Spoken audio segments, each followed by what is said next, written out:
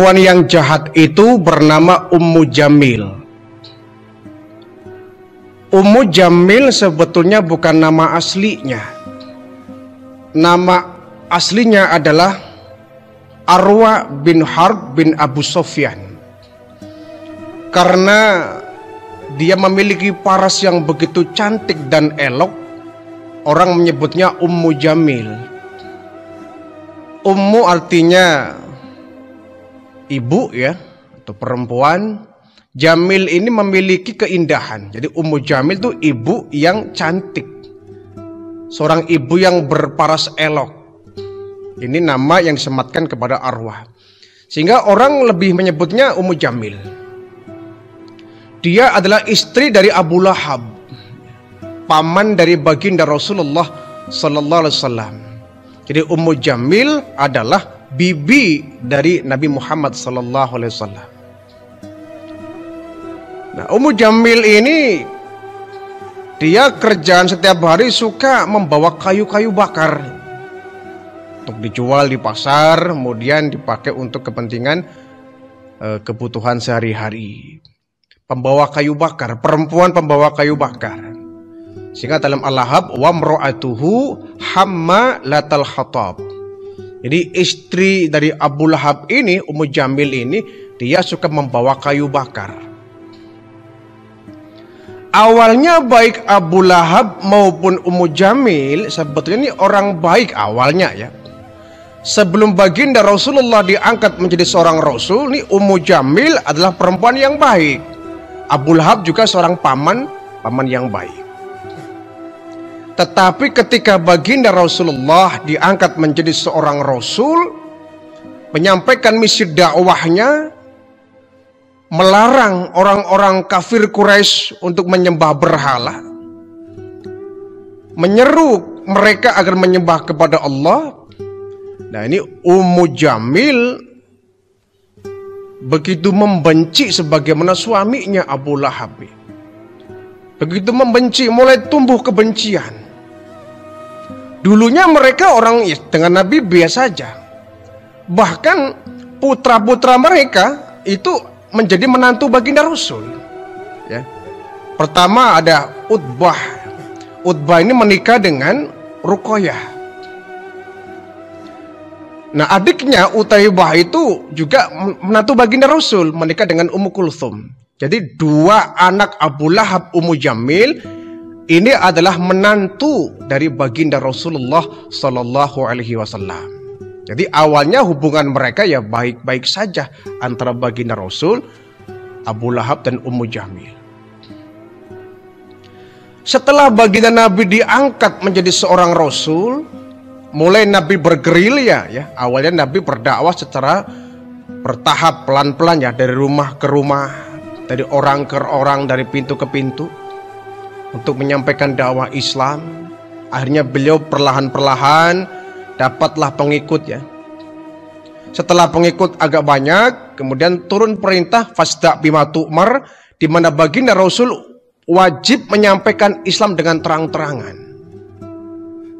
Baru Abu Lahab tahu, baru Ummu Jamil juga tahu bahwa Nabi Muhammad menyampaikan agama baru dan melarang orang-orang Quraisy Mekah untuk menyembah berhala.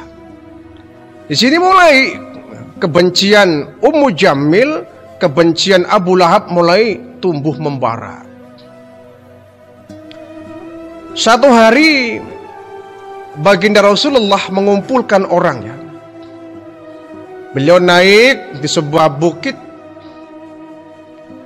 Orang-orang Mekah dikumpulkan. Kemudian untuk yang pertama kalinya baginda Nabi berdakwah dengan terang-terangan. Wahai tuan-tuan, orang-orang Mekah, kalau sekarang saya katakan bahwa di balik bukit itu ada seekor kuda, kira-kira kalian percaya nggak dengan omongan saya? Mereka serempak menjawab, percaya Muhammad. Percaya, iya. Kenapa?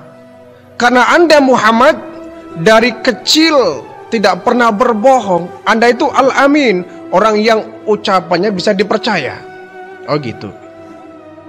Kalau, kata baginda Rasul, kalau umpama sekarang kita diserang oleh musuh dari luar yang kita tidak tahu, mereka datang, kira-kira kalian percaya nggak dengan omongan saya? Percaya Muhammad. Kami percaya kepada Anda karena Anda memang sudah dipercaya dari dulu. Al-Amin, orang yang nggak pernah bohong. Anda pasti ucapannya jujur. Apapun yang Anda katakan pasti benar adanya, kata orang-orang Mekah.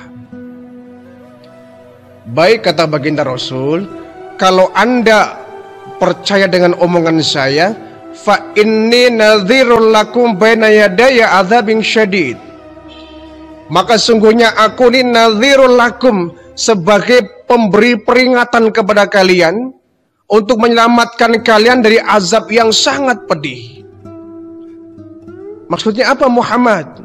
Aku diutus sebagai nabi dan rasul untuk menyampaikan, memperingatkan kepada kalian. Tinggalkan itu berhala-berhala, Lata, Uzza, Manat, Hubal. Tinggalkan. Sembahlah Allah Tuhan kita yang sebenarnya.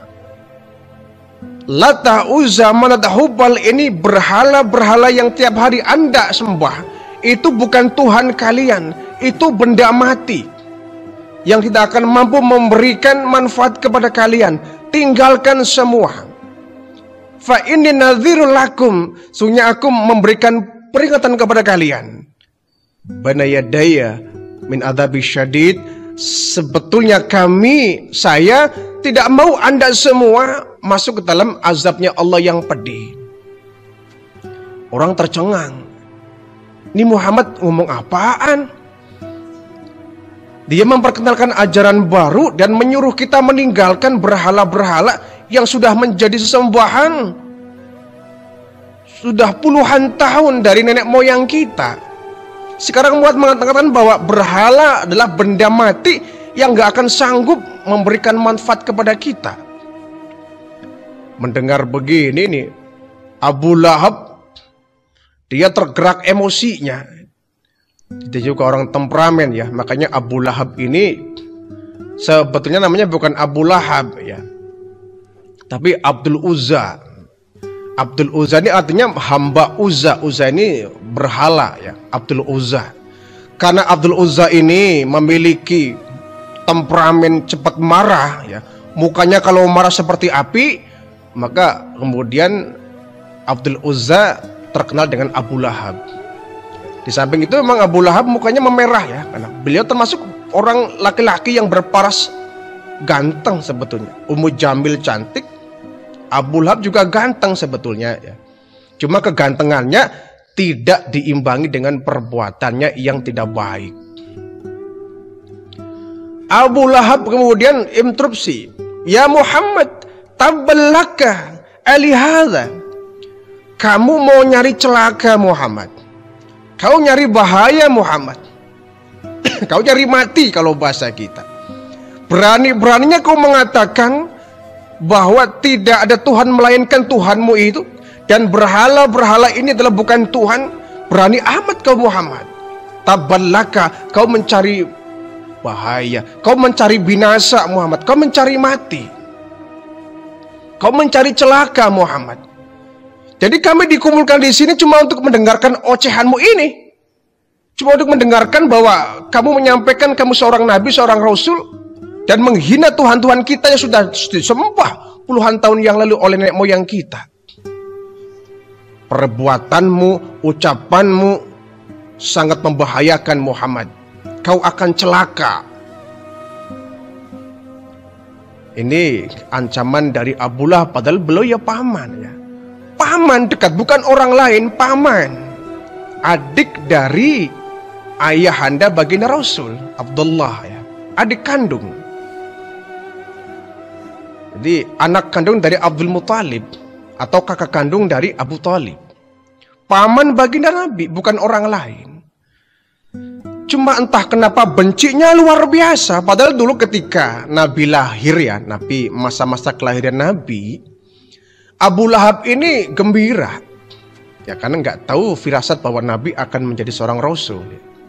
Abu Lahab dulu ketika Nabi lahir gembira bahwa dia akan mendapatkan keponakan baru, akan dapat anggota keluarga baru. Abu Lahab gembira.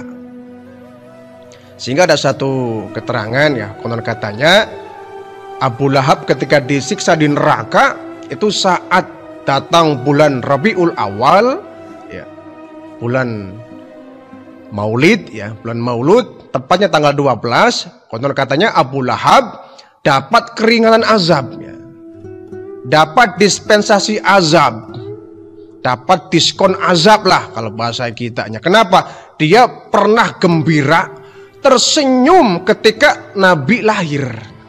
Bahkan dengan gembiranya Abu Lahab memerdekakan budak-budaknya itu. Sebagai bentuk kegembiraan, ini budak-budaknya dimerdekakan.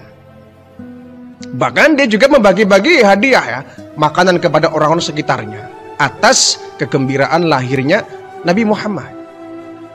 Jadi awalnya memang ya Nabi dengan Abu Lahab ya biasa, hubungan antara paman dengan keponakan, baik seperti Abu Thalib. Hanya saja bedanya, mulai perangai jahatnya muncul ketika baginda Rasul diangkat menjadi Nabi, menyampaikan bahwa Latta, Uzza, Manat, Hubal, berhala yang mereka sembah itu bukan Tuhan. Ini yang kemudian Abu Lahab mulai ya, ada jurang pemisah antara Abu Lahab dengan baginda Rasulullah sallallahu alaihi wasallam.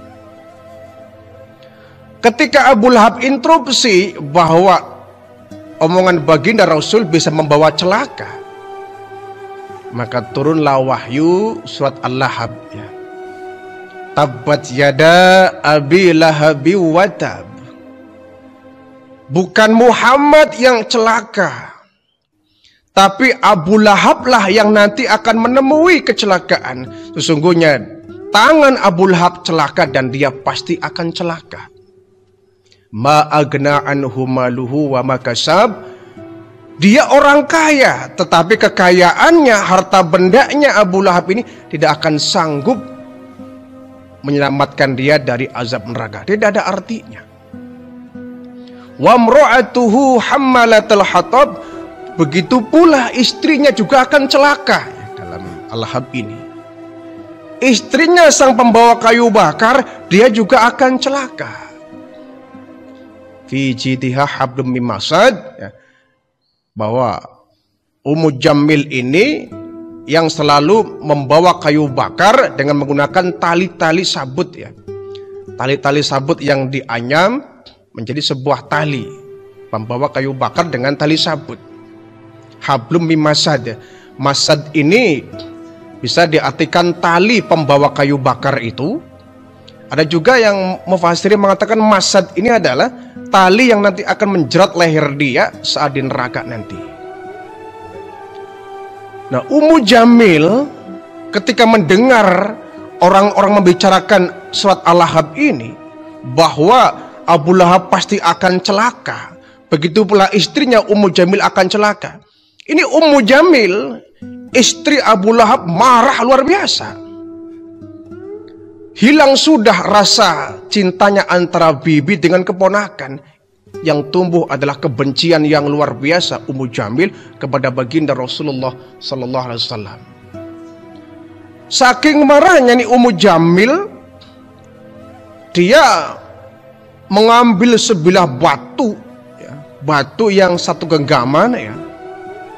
Kemudian dia mencari baginda Rasul dengan niat ini batu akan saya lempar ke arah mukanya biar hancur di Muhammad.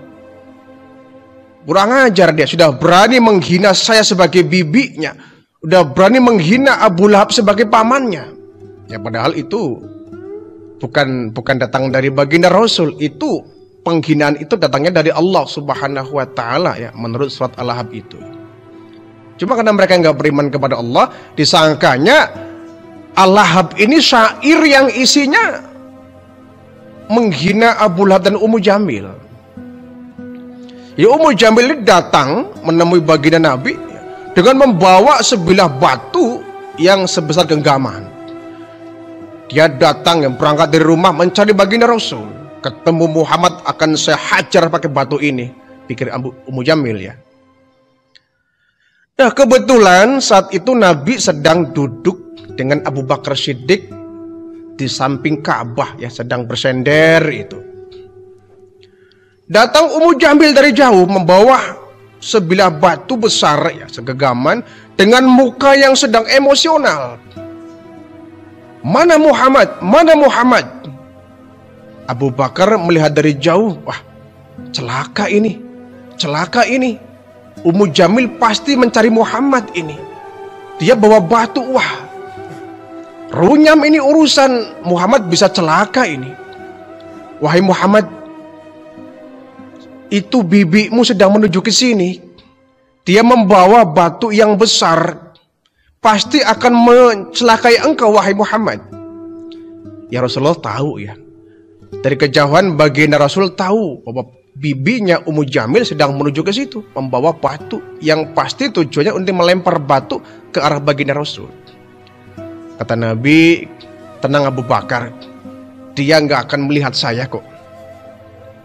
Datang Ummu Jamil langsung menemui Abu Bakar yang ketika itu sedang duduk santai bersama baginda Rasul.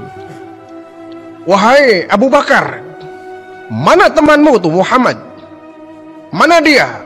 Berani-beraninya menghina saya dengan pamannya ini. Akan saya hajar pakai batu ini. Padahal Nabi ada di samping Abu Bakar. Allah sengaja membutakan mata Ummu Jamil sehingga enggak melihat Nabi ada di samping Abu Bakar. Kata Abu Bakar, "Hei Ummu Jamil, matamu buta ya mencari Muhammad. Kamu bagaimana? Emang saya sendirian? Saya kan beserta Muhammad. Muhammad ada di samping saya." Kata Abu Bakar. Ya Ummu Jamil melihat di samping Abu Bakar nggak ada baginda Nabi ya, nggak ada Rasulullah. Ummu Jamil marah, disangkanya ngeledek. Abu Bakar, kamu ngeledek ya? Kamu ngeledek ya? Disangkanya ngeledek, padahal memang Nabi ada di samping Abu Bakar. Cuma Ummu Jamil dibutakan sehingga Rasulullah nggak nampak dalam pandangan Ummu Jamil. Abu Bakar, sampaikan kepada saya ya, kasih tahu kalau ketemu Muhammad akan saya lempar dengan ini. Kasih tahu saya. Iya, nanti kalau ketemu Muhammad saya kasih tahu ya. Kata Abu Bakar. Ummu Jamil pulang kembali, nggak jadi. Padahal Nabi ada di samping Abu Bakar. Ini mukjizat ya. Allah menutup mata Ummu Jamil sehingga nggak melihat sosok baginda Rasul yang kala itu sedang duduk bersama Abu Bakar di sampingnya. Nah, mulailah kebencian Ummu Jamil ini luar biasa kepada baginda Rasul. Bencinya luar biasa ketika ya, semenjak turunnya surat Al-Ahab tadi ya, semenjak turunnya surat Al-Ahab yang dianggapnya merupakan syair bikinan Nabi Muhammad, sehingga Abu Lahab, Ummu Jamil ini bencinya luar biasa kepada baginda Rasulullah Sallallahu Alaihi Wasallam. Nah, tiap hari Ummu Jamil kan membawa kayu-kayu bakar ya. Kayu-kayu bakar ini yang kayu yang banyak durinya. Jadi setiap hari Ummu Jamil itu kalau malam itu menebarkan duri-duri di jalan yang dilewati baginda Rasul ke arah masjid. Itu sampai dikasih duri ya, kayu-kayu yang ada durinya, dan juga duri-durinya ditabur, disebar di sepanjang jalan yang menuju ke arah masjid. Ya Nabi terluka. Nabi nggak tahu sebagai manusia biasa, beliau ya mengalami penderitaan yang dialami oleh baginda Rasul. Beliau terluka kakinya, berdarah karena terkena duri-duri yang ditaburkan oleh Ummu Jamil ini. Jahat luar biasa ini. Sudahlah suaminya jahat Abu Lahab, istrinya juga berdiri di belakang kejahatan suaminya. Jadi dua-duanya musuh baginda Rasul. Ya walaupun Nabi juga nggak menganggap musuh. Malah Nabi selalu berdoa untuk agar di antara pamannya orang jahat itu ada yang masuk Islam, mengharapkan masuk Islamnya Abu Lahab sebetulnya baginda Rasul. Cuma ketika sudah jahat luar biasa, ya Nabi kemudian nggak respect lagi ya dengan Abu Lahab ini. Nah, sampai kemudian saking bencinya kepada baginda Rasul, akhirnya putra-putra beliau ya, putra-putra Abu Lahab dan Ummu Jamil ini, ada Utbah dengan Utaibah yang merupakan menantu baginda Rasul. Saking bencinya, akhirnya mereka, Ummu Jamil mengatakan, "Wahai Utbah, Utaibah, ceraikan istri-istri kalian." "Kenapa ibu?" "Ceraikan pokoknya. Aku nggak mau punya besan Muhammad. Lepaskan itu Ruqayyah, lepaskan itu Ummu Kulsum. Ceraikan mereka. Aku nggak sudi punya menantu dari anaknya Muhammad. Ini Ummu Jamil. Yang kemudian didukung pula oleh suaminya. Akhirnya Utbah dengan Utaibah ini yang merupakan menantu baginda Rasul menceraikan istri-istri mereka berdua yang merupakan putri-putri dari baginda Rasul. Ya, Utbah menceraikan Ruqayyah, Utaibah menceraikan Ummu Kulsum. Saking bencinya sampai disuruh cerai anaknya itu. Tapi alhamdulillah itu merupakan jalan ya, jalan kemuliaan. Setelah Utbah menceraikan Ruqayyah, Utaibah menceraikan Ummu Kulsum, Ruqayyah, Ummu Kulsum kemudian dinikahi oleh Utsman bin Affan. Jadi kakak beradik ini dinikahi, ya. Dinikahi oleh Utsman bin Affan, sehingga Utsman ini dikenal dengan Dzu Nurrain ya, sebagai pemilik dua cahaya. Karena beliau Utsman bin Affan ini menikahi Ruqayyah ya, mantan istri Utbah, dan Ummu Kulsum mantan istri dari Utaibah. Kedua-duanya dinikahkan oleh baginda Rasul, sehingga baik Ummu Kulsum maupun Ruqayyah pada akhirnya merupakan istri dari Utsman bin Affan. Itu saking bencinya sampai anaknya disuruh cerai, nggak mau ya ada hubungan famili, ya, tidak mau ada hubungan besan antara Ummu Jamil, Abu Lahab dengan baginda Rasul. Diceraikanlah semua. Bukan hanya itu nih, Ummu Jamil ini tiap hari dia gerilya dia ya ke orang-orang. Apa yang dia? Menyebar fitnah ke orang-orang, ke rumah-rumah dia selalu bergerilya ya, keluyuran lah cara kita, ke orang-orang memfitnah bahwa Nabi itu adalah orang gila. Anda percaya kepada Muhammad? Jangan, dia tuh orang gila, dia tuh orang gila, dia tuh orang gila. Ini bahasa orang gila ini selalu disebarkan kepada orang-orang oleh Ummu Jamil, sehingga ada orang yang kemudian yang semula beriman kepada baginda Rasul, dia kemudian murtad dari agama Islam karena akibat fitnah dari Ummu Jamil ini. Dia selalu bergerilya ke rumah-rumah itu menyampaikan bahwa Nabi itu orang gila. Masa ya, kita harus disuruh meninggalkan berhala? Ini kan berhala sudah Tuhan kita dari dulu, Tuhan dari nenek moyang kita, orang tua kita. Sekarang Muhammad seenaknya bilang bahwa ini bukan Tuhan, ini benda mati. Ini kan penghinaan. Makanya Muhammad tuh nggak waras, kata Ummu Jamil ya. Kamu jangan sekali-kali pernah mendengar seruan Muhammad. Ajaran yang dia sampaikan itu ajaran sesat, agama baru tapi sesat ya. Berbahaya. Kalau Muhammad lagi ceramah, lagi pidato, lagi dakwah, jangan mendengarkan. Dia orang gila. Ini Ummu Jamil selalu mengatakan begini ke orang-orang itu. Ke orang-orang, ke rumah-rumah dia bergerilya ya, saking bencinya kepada Rasul, menebarkan fitnah. Nah, sampai dia menjual kalungnya. Bayangkan dia punya perhiasan, dijual kalungnya demi untuk apa? Melancarkan aksi jahatnya. Sampai menjual kalung, subhanallah. Nah, satu hari ya, orang-orang Quraisy ini berkumpul ya, berkumpul membicarakan satu rencana bagaimana cara menyingkirkan baginda Nabi.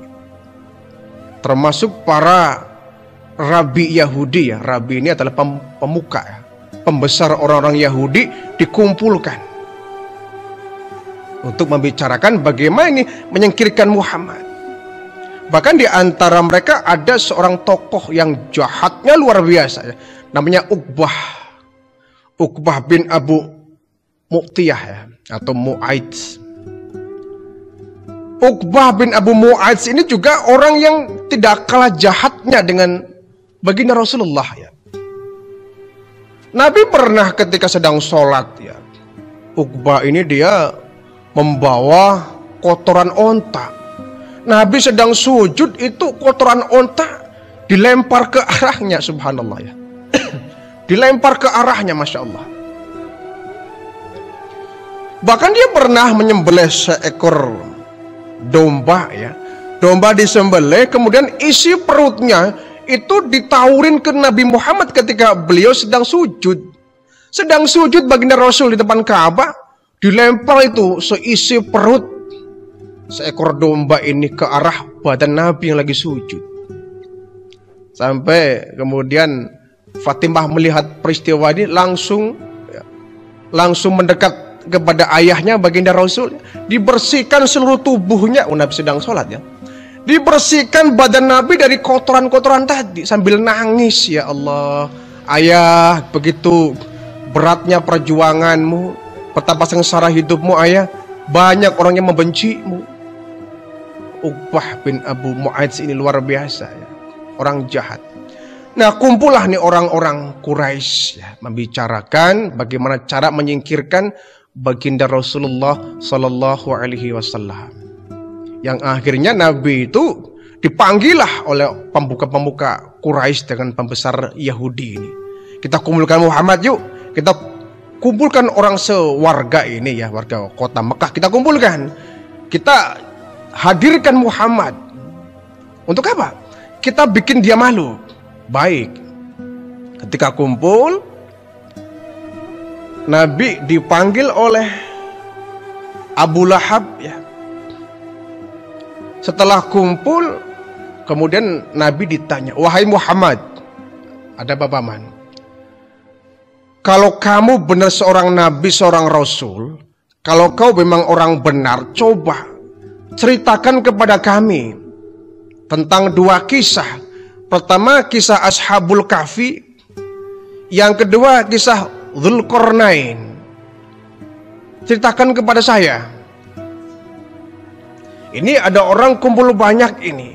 Kau buktikan kenabianmu dengan kau menceritakan peristiwa bagaimana Ashabul Kahfi dengan Dzulqarnain.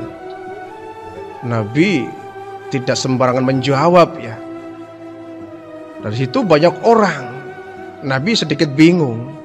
Hanya Nabi mengatakan, saya tidak bisa menjawab sekarang, tapi tunggu ya. Saya minta waktu 3 hari. Saya menunggu wahyu yang datangnya dari Allah Subhanahu wa Ta'ala. Maaf tuan-tuan, sekarang saya nggak bisa menjawab karena saya nggak mau melancangi Allah. Saya menunggu wahyu datang dari Allah. Tunggu 3 hari berikutnya kita akan kumpul lagi di sini. Orang pada, wah Muhammad gimana ini? Masa nggak bisa jawab? Bukan nggak bisa jawab, tapi tunggu 3 hari kemudian. Dengan harapan Nabi 3 hari ke depan mendapatkan wahyu tentang cerita Ashabul Kahfi dan Dzulqarnain.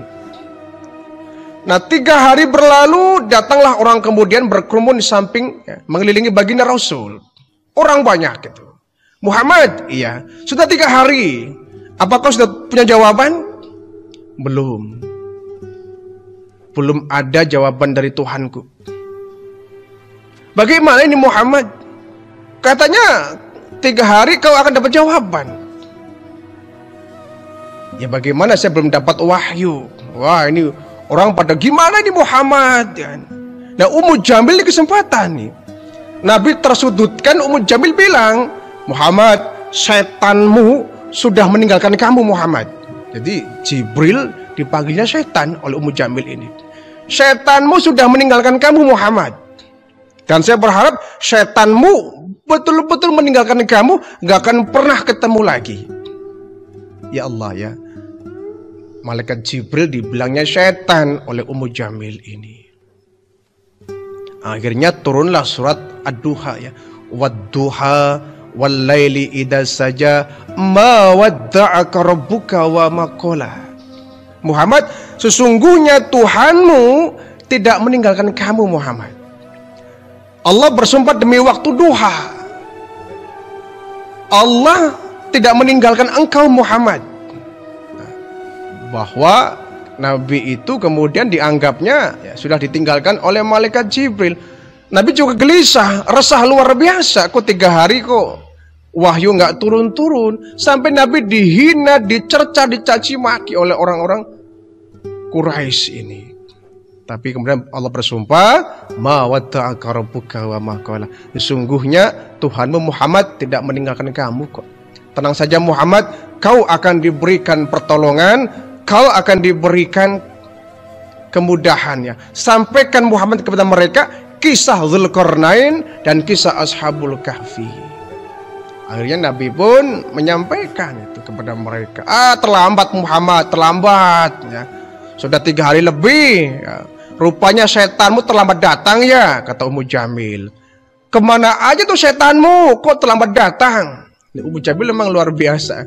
Tapi Nabi nggak terpancing emosinya ya. Nabi terus berdakwah lah. Biarkan Ummu Jamil, dia orang jahat, tidak usah diurusin. Nah, karena kejahatan dari Ummu Jamil inilah kemudian dia meninggalnya pun tragis ya, Ummu Jamil ini. Dia sedang bawa kayu bakar. Ini akhir hidup Ummu Jamil ya. Sedang membawa kayu bakar, tiba-tiba ini Ummu Jamil mungkin istirahat ya. Dia capek, dia duduk. Dengan di belakangnya dia membawa satu gulung kayu bakar. Duduk ya. Ketika duduk sudah agak lama, dia berangkat kembali membawa kayu bakar. Entah kenapa tiba-tiba tali sabut tadi yang untuk dipakai menggendong kayu mungkin simpulnya salah ya. Mengikatnya salah, malah justru menjerat leher dari Ummu Jamil ini. Ummu Jamil ini berdiri, sementara tali ini justru menjerat leher dari Ummu Jamil. Karena memang kayu yang dibawa cukup berat ya. Sehingga mungkin salah tali atau salah simpul, sehingga justru malah menjerat leher Ummu Jamil sampai nggak ada yang menolong. Ketika itu memang kondisi sepi, Ummu Jamil terjerat lehernya dengan masad tadi ya, hablum masad, tali dari sabut. Akhirnya nggak ada yang menolong, dia tercekik oleh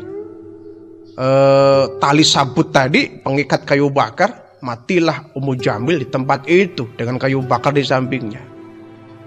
Ya, na'udzubillah min dzalik. Sementara Abu Lahab ini matinya juga tragis. Dia diberikan penyakit semacam kusta ya. Tumbuh bisul-bisul di sepanjang badannya itu yang mengeluarkan nanah darah yang bau amis. Gatal-gatal luar biasa. Sehingga Abu Lahab pun tidak sanggup menahan rasa sakit, meninggallah nih Abu Lahab. Dan orang-orang nggak mau menengok Abu Lahab karena menjijikan. Sampai ketika meninggal itu 3 hari nggak dipendam, 3 hari nggak dikubur, karena mereka orang-orang Mekah juga takut, khawatir penyakit Abu Lahab akan menyebar ke orang-orang. Akhirnya apa? Digalilah sebuah lubang tanah, kemudian badan Abu Lahab ini digelindingkan ya. Didorong menggunakan kayu. Didorong menggunakan kayu sampai masuk ke liang kubur. Kemudian untuk nguruknya ini orang-orang melempari batu. Dilempari lubang kubur Abu Lahab sampai penuh dengan batu. Ini penghinaan yang Allah berikan kepada Abu Lahab. Dari dunia sampai akhirat Abu Lahab menemui penghinaan. Karena dia sudah sangat jahat dengan baginda Rasul. Demikian pula istrinya ya. Wa mra'atuhu hammalatal hatab. Istrinya Ummu Jamil pun sangat begitu jahat dengan baginda Rasulullah sallallahu alaihi wasallam.